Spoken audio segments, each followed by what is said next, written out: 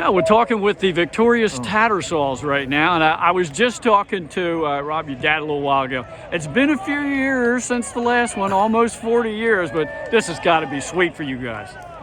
Very sweet. This was more difficult, and it was more difficult for me because I just spent most of the time watching.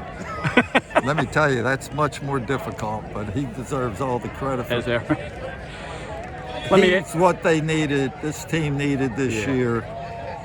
They needed him and what he brought to the table. Let me ask you both about this. All the talk was about your opponent's defense and how they have only allowed up less than 5 points per game. And they're a very good ball club. But your defense shined tonight. Talk about your defense. Well, our defense has been good for a few years here now. And it does get overlooked a little bit because we don't have a lot of sexy wins. But we play hard. We practice very hard. Our scout team kids run everybody's plays to as best of their abilities and get us ready. And we zone in. And we made a couple adjustments because, they were doing a few things. And we just did what we needed to do. And we hung on to win by 3. You only need to win by 1. We won by 3. So we did enough. I thought last week in the semifinals, in that mud at the graveyard, unbelievable performance by your grandson and your son.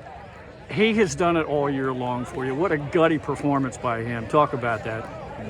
You want to go there? You want me? You go. Well, I'd say he's a lot better than I thought he was going to be. No, he's able to keep things in the right context, and I've always liked him as much on defense as he does on offense, and what he brings to the team.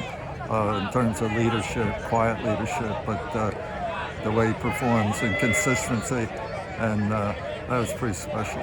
Final question. Caravel's coming back in the second half. How did you feel when Mac picked off that pass? I wanted to make sure we could score a touchdown or run the clock out. My first thing was don't get a penalty and, control the ball. Didn't want to give it back to him. Guys, congratulations. Thank you. Thank you very much.